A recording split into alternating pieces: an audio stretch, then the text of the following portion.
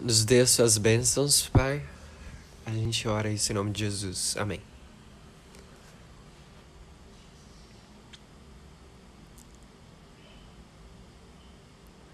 Ok, feliz sábado. Essa é a primeira das minhas dos meus estudos que eu vou estar compartilhando nessa série do fim de semana. Quando você olha para os estudos que o ancião Parmenides estava compartilhando no período final da escola ali em Portugal, Eu comecei a falar sobre Daniel 11 e Josias Litch.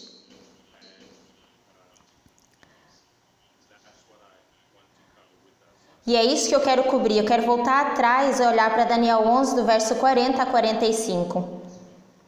Vamos olhar para Josias Litch, Urias Smith e a nossa compreensão da verdade presente em relação a esses versos.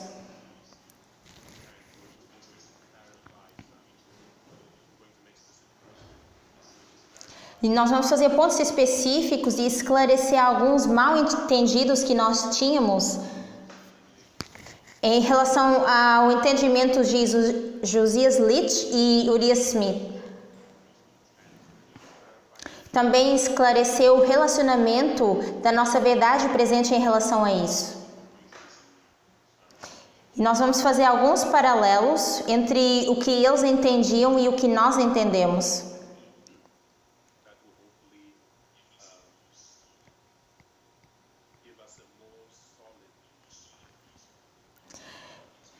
Para que a gente consiga ter um entendimento mais sólido sobre esses versos.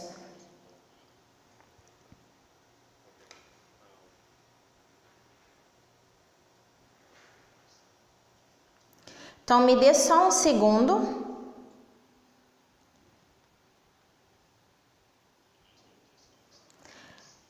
Vou tentar organizar aqui no meu computador para que eu consiga ver as perguntas e respostas aqui no Zoom.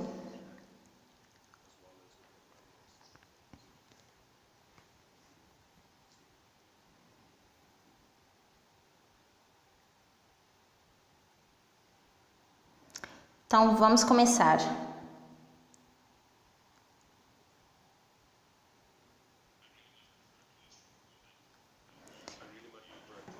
Eu gosto muito mais quando temos o formato de aula com os alunos, para que a gente consiga interagir. E nós vamos tentar fazer isso aqui até onde conseguirmos.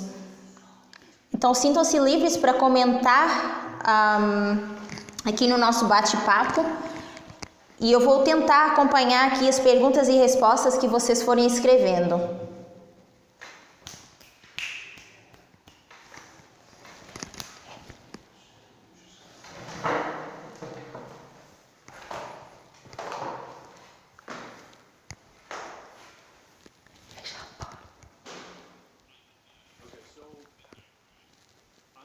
Então, sobre o clamor da meia-noite, nós compreendemos várias coisas. E uma das coisas que era o foco era as linhas de sucesso e as linhas de falha. E em relação a isso, ao nós vermos um padrão na linha de Cristo e ter o mesmo padrão em Israel antigo, onde nós vimos uma falha ao cumprir a missão que Deus tinha dado.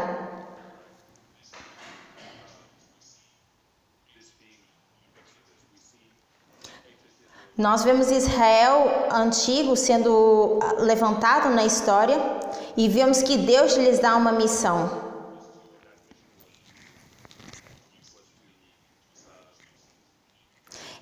A missão era parar com essa idolatria e se estabelecerem em Canaã. Só que eles foram tão influenciados pelas nações pagãs à sua volta que acabaram se apostatando, o que fez com que seguisse uma próxima história de falha, por onde eles foram para um cativeiro e depois tiveram que ser tirados desse cativeiro e estabelecidos depois em Canaã.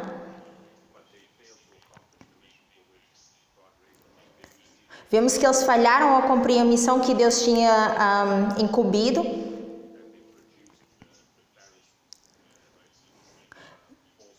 Vemos uma profecia falsa, um falso entendimento do caráter de Deus, uma falsa interpretação da palavra, a forma como eles foram influenciados por essas nações pagãs. Vemos como eles deixaram introduzir certas filosofias, filosofia grega.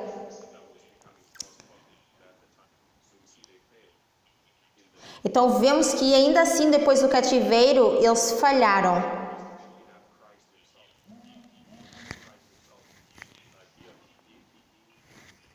Novamente, Cristo tem que tirar esse povo do cativeiro e das falsas doutrinas dos fariseus. E essas pessoas que ele retirou foi a igreja cristã.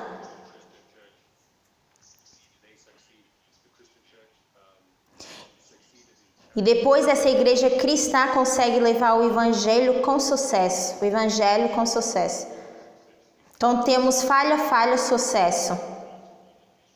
Depois, quando nós vamos para Israel moderno, nós vemos o mesmo padrão. Está na história de Israel moderno que Cristo estava procurando voltar e nós identificamos 3 mistérios no início de Israel moderno. Cristo poderia ter vindo em 1863, nós fazemos essa afirmação. Depois ele poderia ter voltado em 1888. Mas olhando o padrão em Israel antigo, essas 2 vezes quando Cristo tentou voltar foram histórias de falha. E agora, paralelamente, nós temos a história de Israel moderno. E vemos que agora a última é uma história de sucesso. Então nós agora estamos no final de Israel moderno e sabemos que a nossa história vai ser uma de sucesso. Então esse é o fundamento dos pensamentos que nós vamos estar compartilhando. Então nós dizemos que o Alfa, o Israel antigo, e nós vemos falha, falha, sucesso. Depois nós temos Israel moderno, o ômega, e nós vemos o mesmo padrão, falha, falha, sucesso.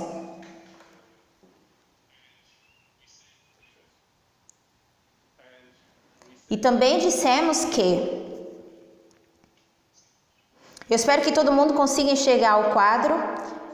Nós dissemos então que Cristo pensou em voltar no período de tempo de 1863, que foi uma história de falha. Depois tentou voltar novamente na história de 1888, mas também foi uma história de falha. E agora ele tenta voltar uma terceira vez, que é na nossa história, Daniel 11, de 40 a 45.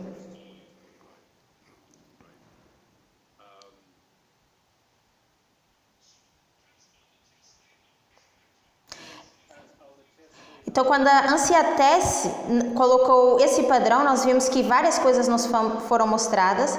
Essa história onde Cristo procurava voltar, ele deu uma mensagem a esse povo, que era para preparar a igreja e as pessoas nesse tempo. Foi calculada para que eles pudessem entender o teste que eles iam passar naquele tempo e para que eles tivessem uma boa resposta a esses testes.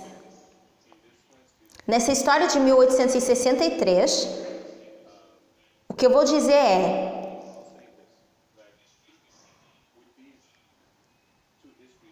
com essas 2 histórias, nós vemos que Ellen White escreveu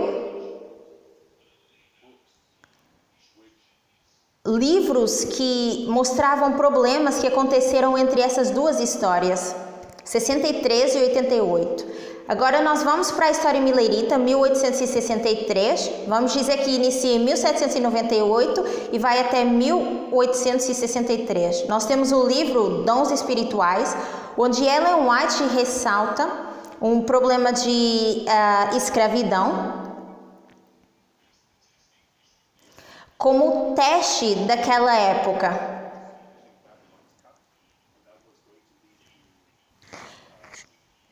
E era o teste que ia fazer com que levasse até as últimas 7 pragas que iriam ser derramadas. Esse era o teste. E era esperada uma resposta tanto do mundo como da igreja. Só que isso foi uma história de falha. Depois vamos para a história onde foi escrito o grande conflito, naquele período de tempo, está se referindo à lei dominical. Aqui a lei dominical era o teste, era o problema. Houve um teste nessa dispensação.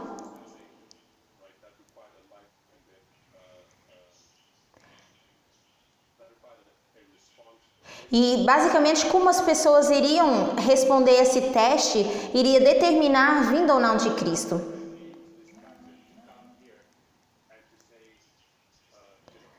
Agora nós vemos um teste diferente em cada uma dessas dispensações. E agora nós vamos para o nosso período de tempo, onde nós vemos também que o teste é diferente. Nós não entendemos a natureza exatamente do teste para o nosso tempo, mas nós entendemos, na verdade, nós não entendemos as características exatas do teste que nós temos que passar. E isso se refere ao teste de igualdade. Então, eu vou colocar um ponto de interrogação aqui. Só para que a gente saiba que a gente não entende na sua plenitude exatamente o que é esse teste para a nossa dispensação. Então, nós vemos que cada uma dessas histórias, nós vemos que uma mensagem é dada,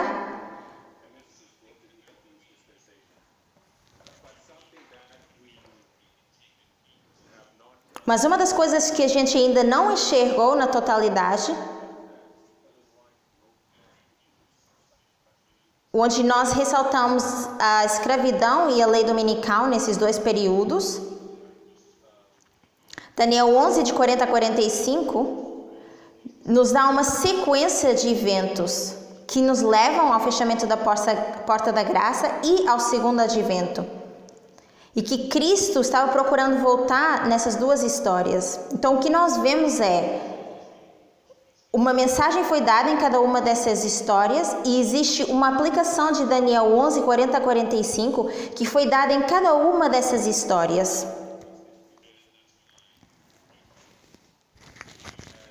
Então é isso que eu quero abordar aqui brevemente, ou de forma mais resumida. Então isso seria uma aplicação de Daniel 11, 40 a 45 nessa história.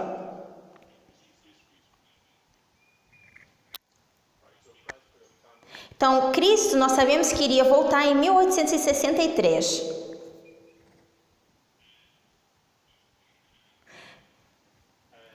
E o que nós temos em 1841... O que acontece em 1841? Eu sei que essa pergunta é ampla, mas nós estamos procurando uma publicação.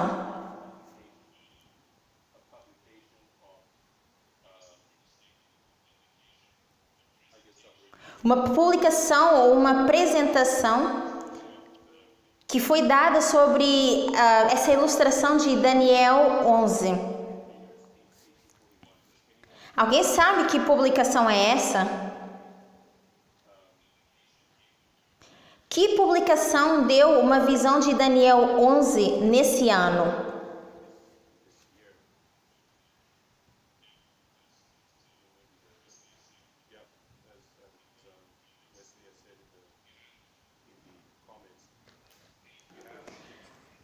Nós temos o APEC, que foi publicado.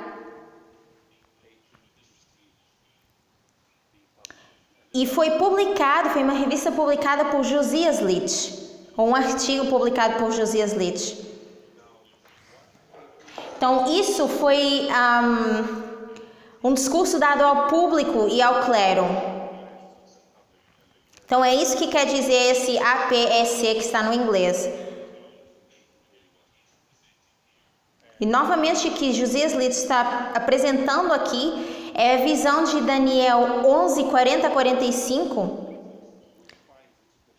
que se cumpre aqui no contexto dessa história. E nós vamos tentar olhar para isso no contexto dessa história.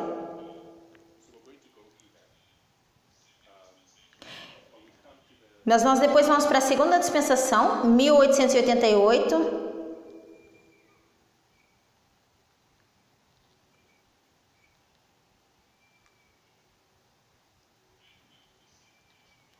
E o que nós vemos em conexão com 1888?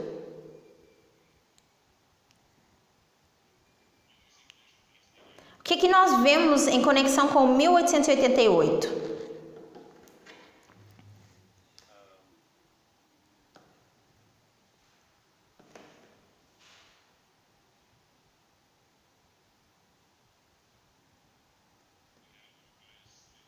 Nós temos Urias Smith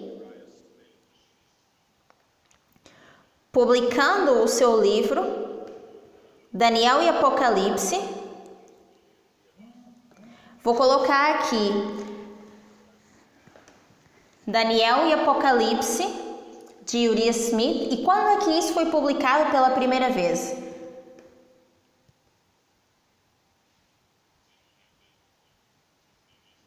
Alguém sabe isso de cabeça? Eu sei que algumas pessoas já têm as notas, mas para quem não tem as notas, vocês sabem mais ou menos quando isso foi publicado?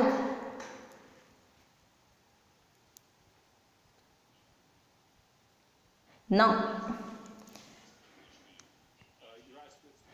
Foi primeiramente publicado em 1882.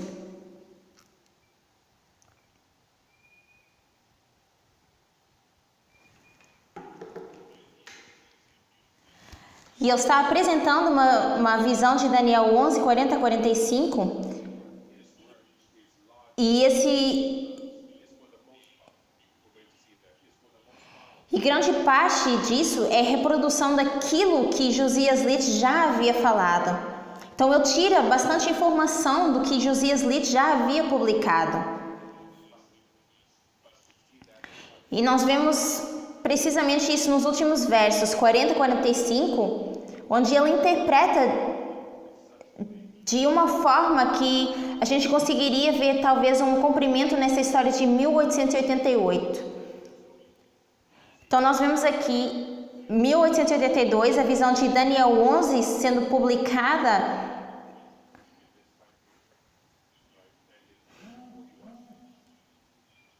E em 1841, uma visão de Daniel 11, 40 a 45, nesse período de tempo, sendo publicada por Josias Litch.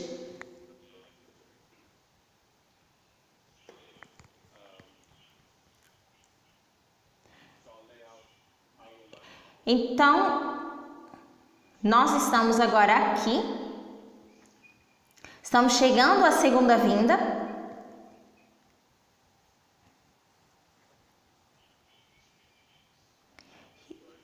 E a nossa história começa em 1889.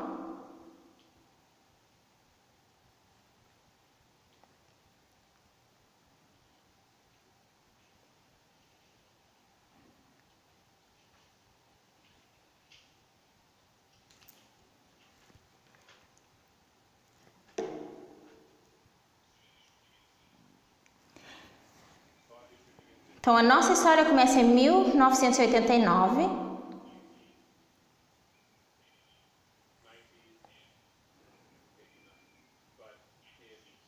Mas em 96,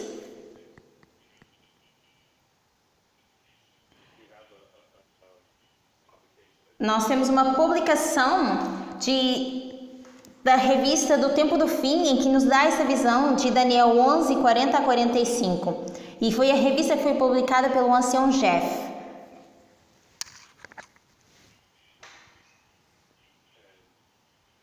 Então, esse tempo do fim nos dá a visão de Daniel 11, 40 a 45, que nos leva até o fim.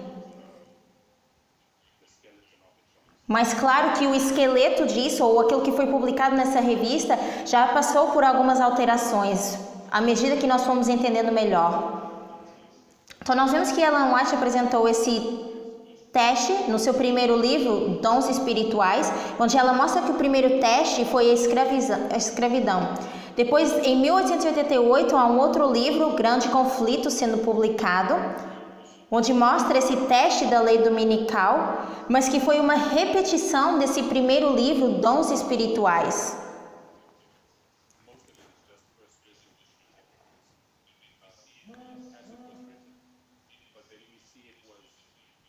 E nós vemos que particularmente isso é modificado chegando no final do tempo.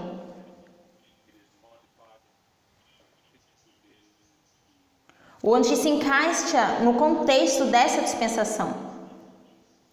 Então, o grande conflito com esse primeiro dons espirituais, no grande conflito esse teste muda para o teste da lei dominical. Depois temos uma publicação de Josias Litch, onde vemos também que ele publica essa história de Daniel numa dispensação em que a história é de falha. Depois Uriah Smith tenta fazer a mesma coisa, tirando grande parte das publicações de Josias Litch e também falha nessa história. E claro, agora chegamos ao nosso período de tempo, que se parece completamente diferente com as histórias anteriores.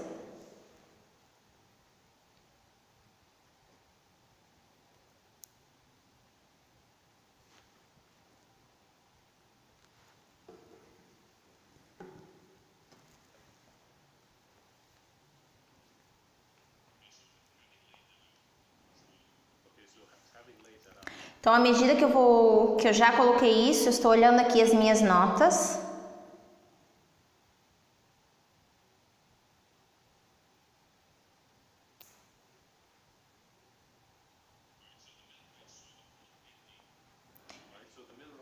Então, os Milleritas viram o mundo terminar em 1863. E Josias Litch publicou sobre Daniel 11, onde ele via a história desse período de tempo.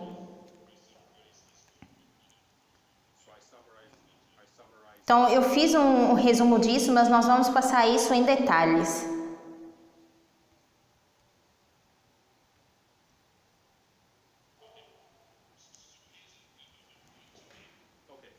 Então, aqui está o ponto. Em relação a como nós entendemos Uriah Smith e o trabalho de Josias Litch, em relação com o trabalho no nosso período de tempo e a forma como nós entendemos Daniel 11, de 40 a 45. Quando nós olhamos para o movimento no passado, nós entendemos que a nossa aplicação de Daniel 11, 40 a 45 estava correta. E o que nós pensamos em relação a Uriah Smith?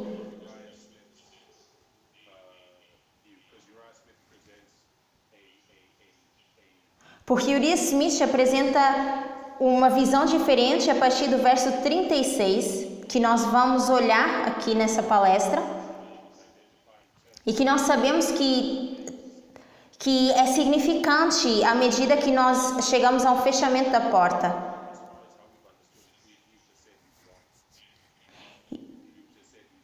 E nós dissemos que ele estava errado e que tinha uma visão incorreta.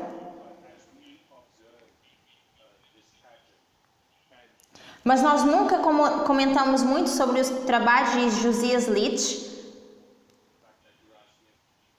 ou que Uriah Smith tirou grande parte da sua publicação do livro de Josias Litch.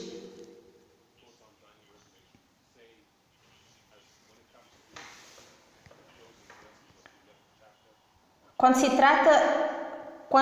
trata dos últimos versos de Daniel 11, nós dizíamos que Uriah Smith tinha uma visão errada sobre isso.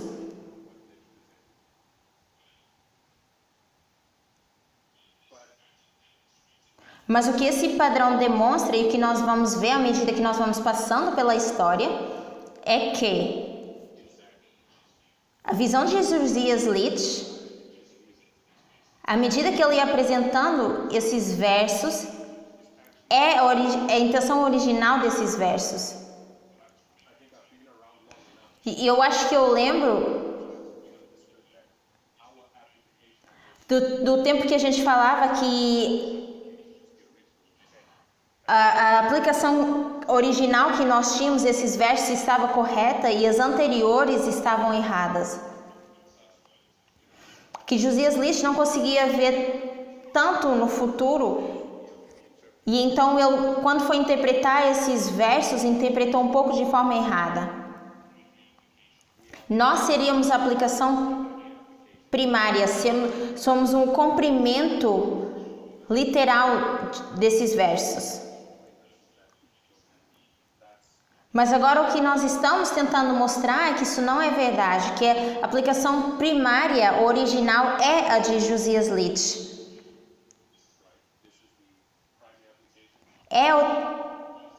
A publicação de Josias Litch é a intenção original, nós vamos ver isso.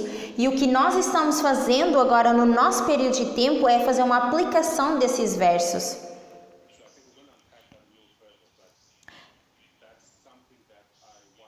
Então é algo que eu quero que a gente veja, que nós trocamos esse entendimento, onde nós entendemos que nós não somos a intenção original ou primária, mas que somos uma aplicação desses versos.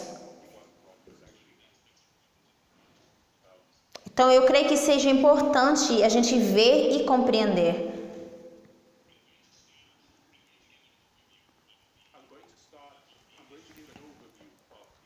Eu vou dar uma visão geral em relação ao trabalho de Josias Litch e Uriah Smith, para a gente ficar familiarizado com essa história. Mas à medida que formos fazer isso, enquanto eu vou estar mostrando a visão de Josias Litch, eu vou estar lendo do livro de Daniel e Apocalipse, que foi escrito por Uriah Smith. E eu vou ler desse livro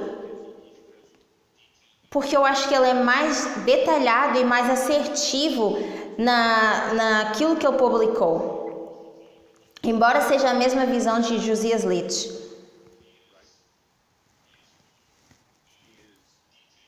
E ele é mais detalhado, dá mais datas.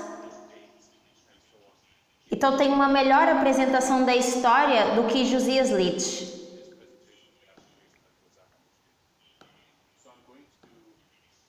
Então eu vou estar lendo do livro de Uriah Smith.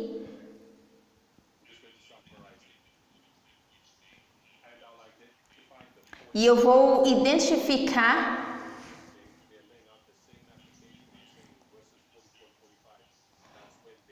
e eu vou mostrar e identificar onde foi que o entendimento em relação a alguns versos se divergiram, se separaram.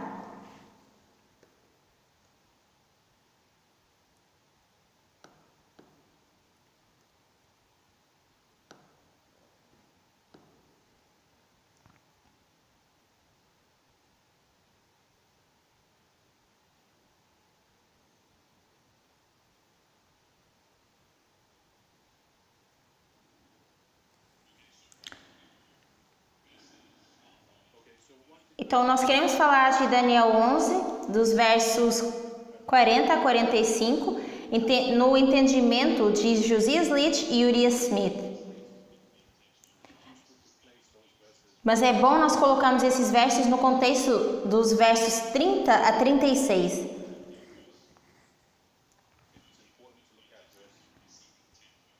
E é importante olhar para o verso 40 em relação aos versos anteriores, de 30 a 36.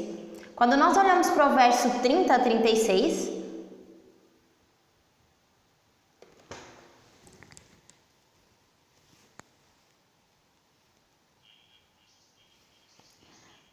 Daniel 11, do 30 a 35, diz que os navios de Quitim virão contra ele. E então ele se iria indignar contra o Altíssimo.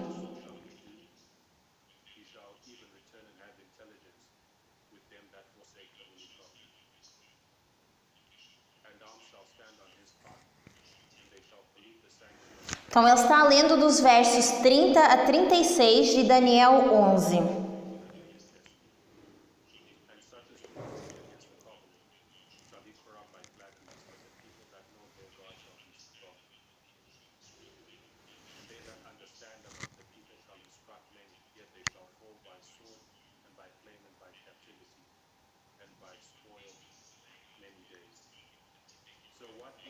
Então, o que esses versos estão falando é quando eles tiram o contínuo, em 508 a.C., onde se estabelece o papado e a abominação desoladora. Fala desse período de perseguição dos 1260 anos e que muitos iriam cair pela espada nesse período de cativeiro.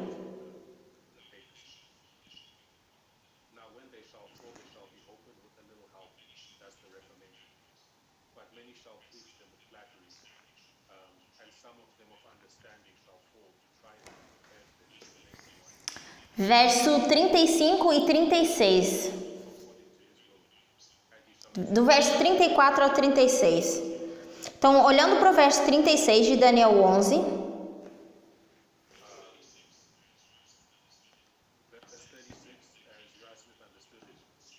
Diz que o rei fará de acordo com a sua vontade. Estamos chegando no final dos 1260. E um rei é identificado, que faz um certo trabalho. E o que Urias Smith está identificando aqui é uma transição do papado para o ressurgimento desse novo poder, que é o rei do verso 36, que é a França. Então, a França, na Revolução Francesa, que foi de 1789 e terminou em 1799. Então, nós temos a França sobre a Revolução Francesa.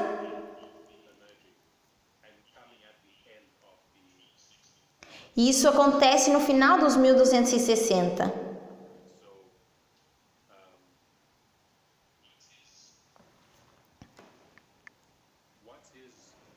Então, o que está sendo identificado no verso 36 identifica a transição do papado para a ascensão de um novo poder, que é a França. E o que nós entendemos agora com o verso 36, ou na verdade logo depois do verso 39, descreve o trabalho do papado.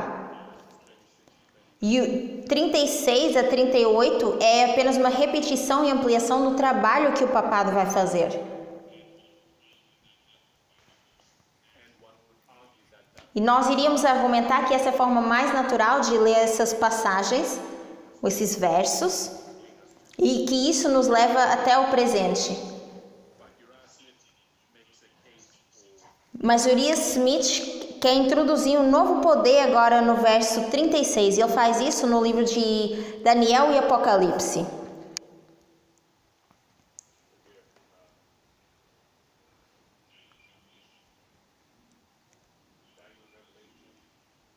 Então, no português é APLCDA 280.1.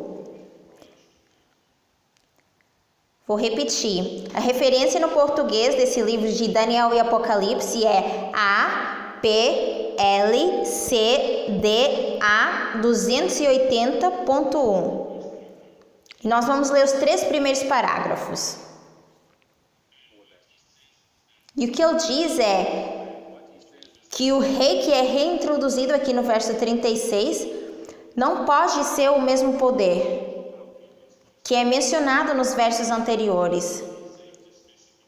Porque ele diz que essas especificações não se aplicam ao papado.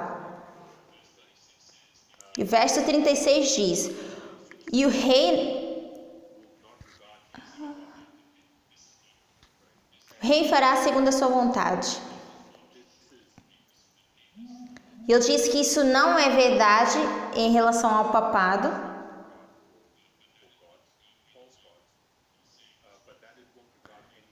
que ele diz é que o que esse rei diz aqui não é verdade.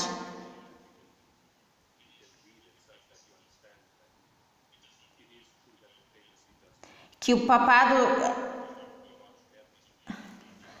não adora o Deus verdadeiro, o Deus do céu. Da forma como a gente lê esse verso, a gente vê que ele está falando do papado, se referindo ao papado. Está sendo bem particular, bem preciso. E está apontando de forma bem precisa. Onde diz que ele não tem nenhum Deus, ou onde diz que falará coisas maravilhosas contra o Deus dos deuses, ou dizer que ele não tem nenhum Deus, isso não seria verdade em relação ao papado, que ele não considera um Deus.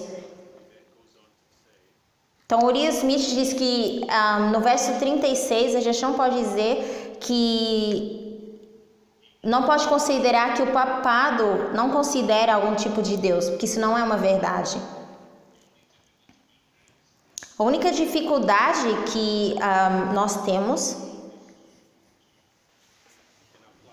ao aplicar isso a um poder novo, a França, é esse artigo definido onde diz que o rei, onde diz e o rei. Estamos no verso 36 de Daniel 11.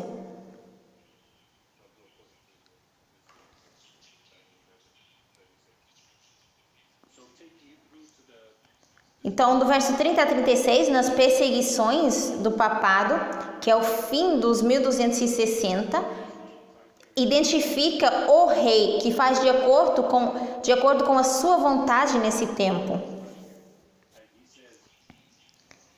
E ele diz que é muito mais fácil de ver se nós trocarmos esse o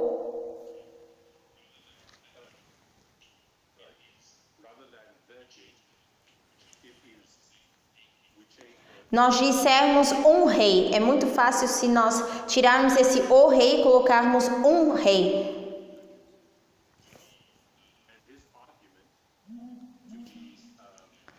E o argumento que permite fazer isso é a tradução do hebreu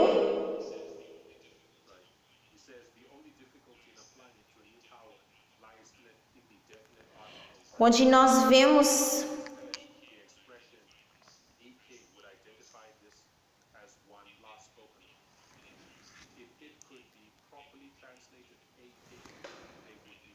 a única dificuldade em aplicá-lo a um novo poder reside no artigo definido, porque é exortado a expressão o rei, que identificaria isto como sendo um último rei que nós estamos falando. Então ele troca uma palavra para que consiga encaixar na aplicação. Então, no verso 36 ele está se referindo à França.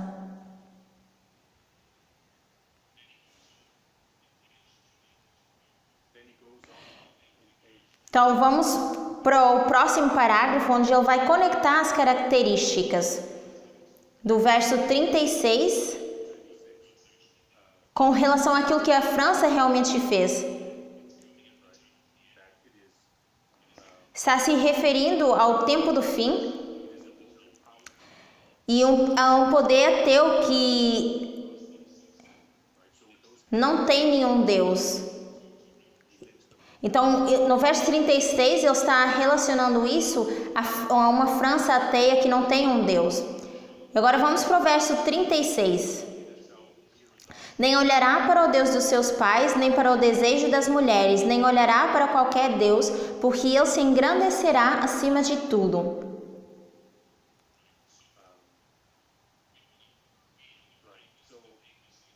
Então, nós iríamos aplicar isso ao papado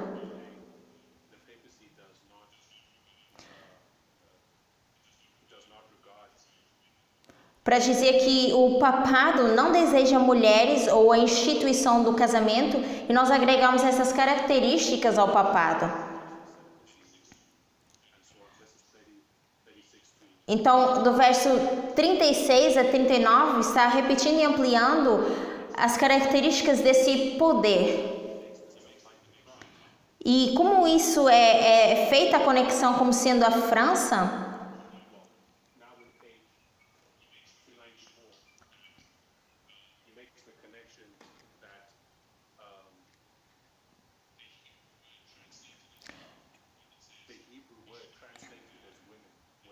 que a tradução no hebreu, onde diz que não terá desejo das mulheres, isso pode ser como esposa, e se refere à instituição do casamento. Mas quando nós olhamos para a França revolucionária, nós vemos que eles passaram algumas leis em relação à instituição do casamento.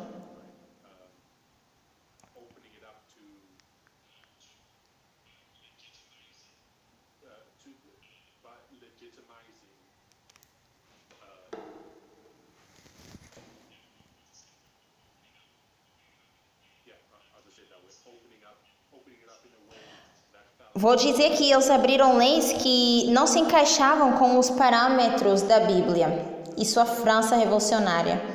Verso 38. Mas no seu estado honrará o Deus das forças, e o Deus de seus pais não conheceram, honrará com o outro, e prata e pedras preciosas e com coisas agradáveis. Na revista Tempo do Fim faz a aplicação de adoração e casamento, onde seria uma adoração falsa que está sendo exaltada, ao invés de uma adoração verdadeira a Deus.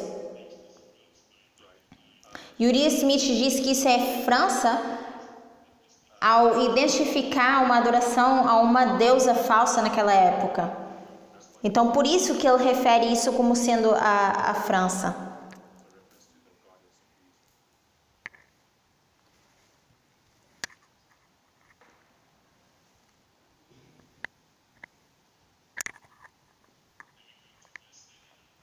Depois nós vamos para o verso 39, que diz: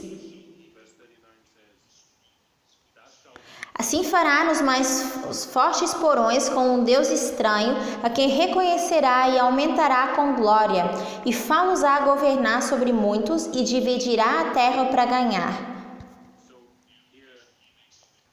Então a aplicação que ele faz disso é sobre os revolucionários que aderem a essa adoração falsa e que se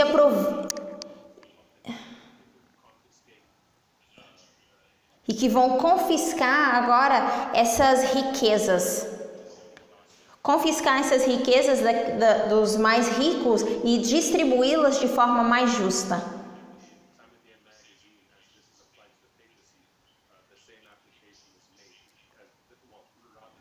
E eles dizem então que o papado faz a mesma coisa durante essa era das trevas, durante essa era da perseguição. Eles tiraram as terras de algumas pessoas, redistribuíram elas, e nós vemos que a França faz a mesma coisa. Então agora o verso 39 continua até 1798, onde começa o verso 40.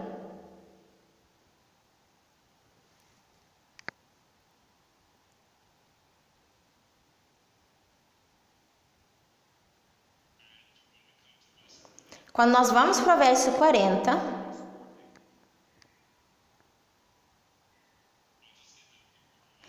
eu vou dar uma visão geral sobre isso e nós vamos terminar e fazer um intervalo.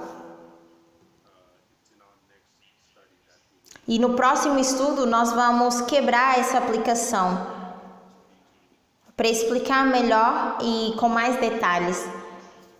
Então no verso 40 diz que no tempo do fim, o rei do sul lutará contra ele. Então, do verso 36 a 39, descreve a França durante esse período da Revolução, mas agora no verso 40, um conflito entre o rei do norte e o rei do sul é introduzido nessa nova imagem.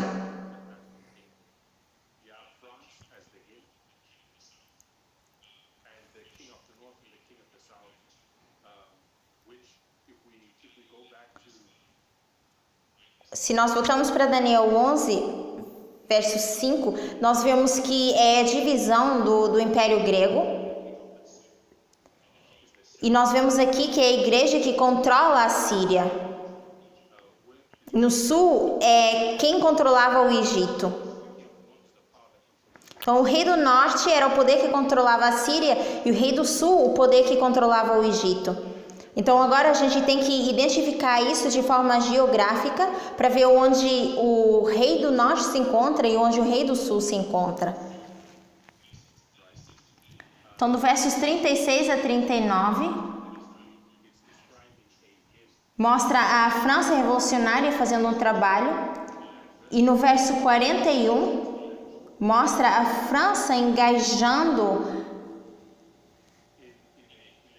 num conflito, onde entra agora numa história que se trata do rei do norte e o rei do sul.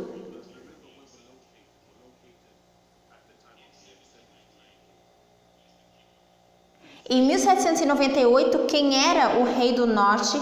Se nós seguirmos uma localização geográfica que foi estabelecida no verso 5 de Daniel 11, nós dissemos que esse rei do norte seria quem estava controlando a Síria. E nesse tempo, 1798, a Síria era controlada pelo Império Otomano. Quem era o rei do sul em 1798? Sendo o rei do sul o Egito, onde ele estava sendo governada por um certo tipo de pessoas. Então, o Egito era o rei do sul em 1798. E o que o Uriah Smith está apresentando é uma França revolucionária no período de tempo de 1798, que agora entra em conflito com o rei do norte e o rei do sul, do verso 40. E quando diz, no tempo do fim, o rei do sul lutará contra ele, isso está se referindo ao Egito. E esse ele que se refere, está se referindo à mesma pessoa desde o verso 36. E o verso 36, o Império Otomano é quem virá contra. Então, o eu nesses versos, quando fala eu, se refere à França. Então, primeiro, o Egito luta contra a França. O Império Otomano vem contra a França como um redemoinho. E tudo isso acontece nesse período de tempo de 1798.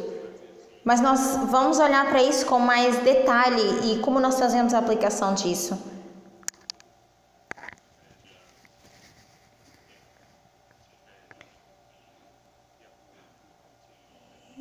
Então, eu acho que já deu o nosso tempo.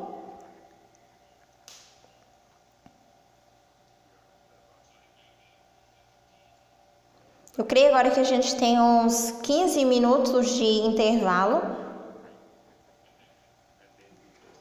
E depois nós vamos continuar. Eu espero que tenha sido fácil entender. Eu sei que quando a gente entra em detalhes na história, às vezes as coisas podem se complicar, mas eu quero explicar como esses versos têm sido cumpridos, qual era a visão de Uriah Smith e como é que esses versos vão ser cumpridos agora nessa dispensação. E fazer paralelos dessa aplicação. Vamos terminar com uma oração.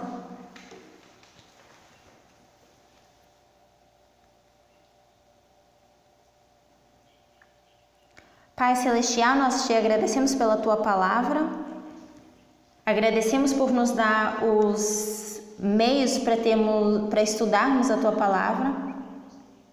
Muitos estamos nas nossas casas e não podemos nos encontrar para estudar, mas através da tecnologia nós podemos nos reunir para estudar a Tua palavra. Nós agradecemos pelas horas abençoadas do sábado, que o Senhor continue guiando e abençoando esse final de semana profético, e que nós possamos estar de acordo com a Tua vontade. Oramos em nome de Jesus. Amém.